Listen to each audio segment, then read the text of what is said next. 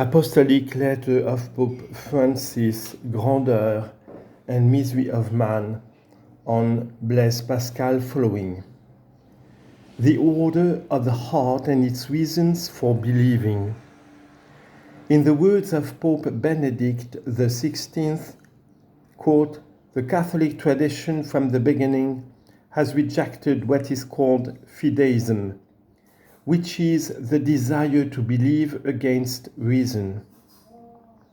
Pascal is likewise deeply attached to the reasonableness of faith in God, not only because, quote, "the mind can be forced to believe what it knows to be false," but also because if we contradict the principles of reason, our religion would be absurd and ridiculous. End of quote. Yet, while faith is reasonable, it remains a gift of God and may not be imposed.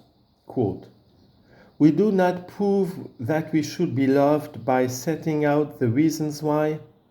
That would be ridiculous." End of quote. Pascal tells us with his subtle humor, comparing human love and the way that God beckons us. Like human love, quote, "which proposes but never imposes, the love of God never imposes itself." End of quote.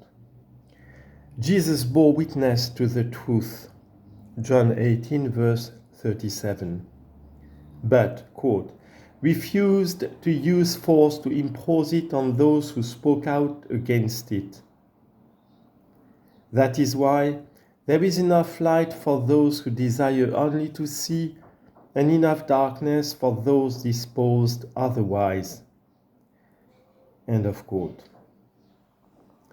Pascal goes on to say that, quote, "faith differs from proof. One is human while the other is God's gift.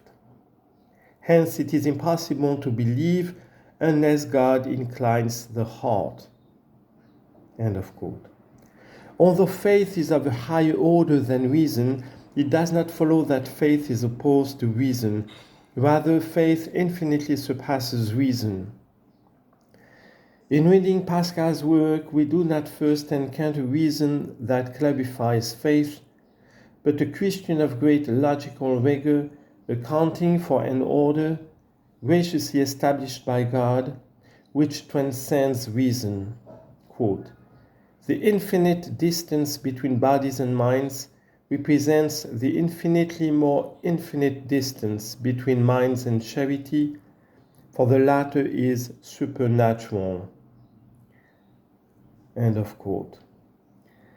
As a scientist, expert in geometry, the science of bodies positioned in space, and a mathematician expert in philosophy, the science of minds positions in history, Blaise Pascal, enlightened by the grace of faith, could sum up his whole experience in these words: "From all bodies put together, one could not succeed in producing a tiny thought.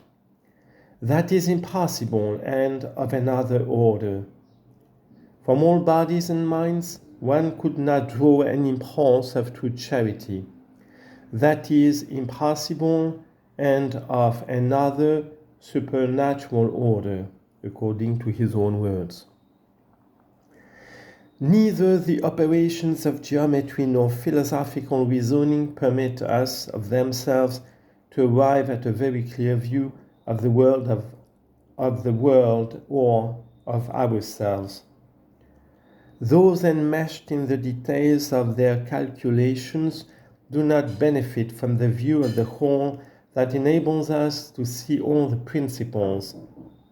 That is the task of the spirit of finesse, which Pascal extols, for in attempting to grasp reality, quote, "one must immediately take things in at a single glance." End of quote. This intuitive vision has to do with what Pascal calls the heart.